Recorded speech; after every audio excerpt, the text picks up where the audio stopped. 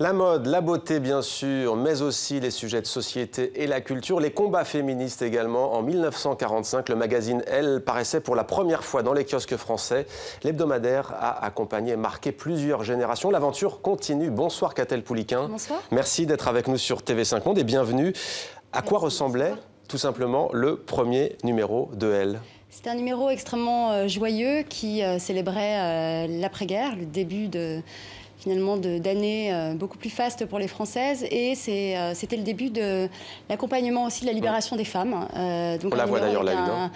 Un petit chat, mais surtout un grand sourire, de la pétillance, de la légèreté et aussi du sérieux, puisque le magazine allait accompagner tous les grands combats, en effet, des femmes, les grands combats de la décennie. Et ce n'est pas anodin. 21 novembre 1945, nous sommes seulement quelques mois après la loi accordant le droit de vote en France. À l'époque, Hélène Lazareff travaille dans un magazine féminin à New York, alors que la France est sous occupation allemande. C'est elle qui a fondé avec Marcel Auclair le magazine. Elle a su garder sa ligne éditoriale. Selon vous, des sujets de société, des conseils pratiques aussi, c'est ça ?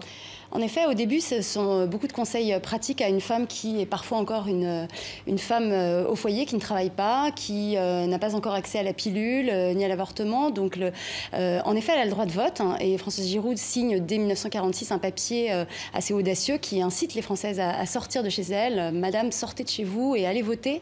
Et en effet, le magazine a accompagné tous les grands combats, le droit à la pilule, bien avant le vote de la loi Neuwirth, le droit à l'IVG, et puis on continue évidemment à se battre pour les droits de toutes les femmes en France, mais aussi ailleurs dans le monde. On reste extrêmement vigilants et on accompagne finalement les héroïnes contemporaines, Malala, et puis toutes les nouvelles féministes dont on rend compte dans le magazine. On voit défiler justement les grands dossiers, les pages emblématiques, mobilisation, le contrôle des naissances. Conseils pratiques, on disait par exemple, êtes-vous sûr de savoir faire votre marché ?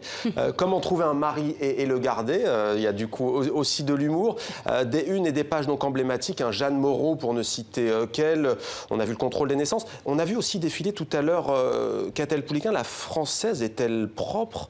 Un peu, beaucoup, rigoureusement, pas beaucoup, ça peut surprendre aujourd'hui, oui. C'est une enquête parue en 1952 signée Françoise Giroud. Absolument, tout à fait, qui était en effet qui secouait aussi parfois les femmes qui n'avaient pas peur de leur parler, il n'y a pas de tabou dans elle, ouais. Et en effet elle les accompagnait là aussi en leur donnant des conseils bien sûr, et celui-ci faisait partie de ces recommandations. La beauté, comme vous l'avez dit tout à l'heure, est en effet extrêmement importante aussi. On la traite avec légèreté, mais aussi avec beaucoup de sérieux, tout comme la mode. Ça aussi, c'était ce que souhaitait Hélène Lazareff, formée en effet auprès d'une certaine presse américaine. Et on parle avec légèreté de sujets sérieux et parfois inversement aussi. Du sérieux dans la frivolité, de l'ironie dans le grave, c'était la devise d'elle au départ. Vous l'assumez aujourd'hui encore ? Complètement. C'est vraiment notre devise aujourd'hui encore. C'est ce qu'on s'emploie à faire en traitant avec des philosophes de pop stars et de sujets extrêmement légers, et aussi avec beaucoup d'humour. Parfois, on décode des sujets dits sérieux. On s'intéresse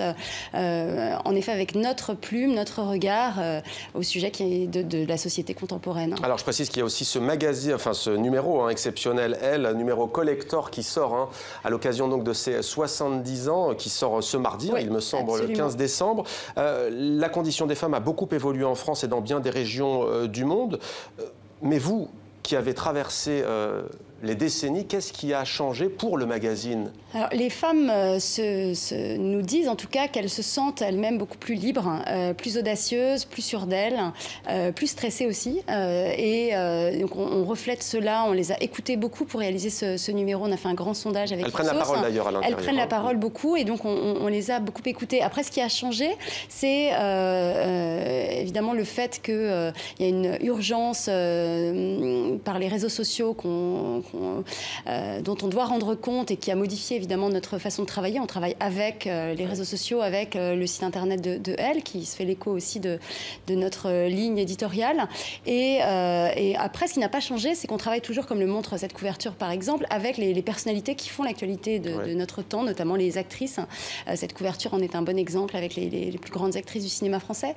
Et Elle a toujours donné la parole en effet à des stars, à des comédiennes qui parfois s'engagent aussi à nos côtés et on en est très fiers. Quel combat reste-t-il selon vous à mener aujourd'hui encore en France et dans le monde s'agissant de la condition des femmes? L'égalité salariale, je commencerai par cela, qui concerne beaucoup de femmes, aussi bien en France mais aussi à Hollywood.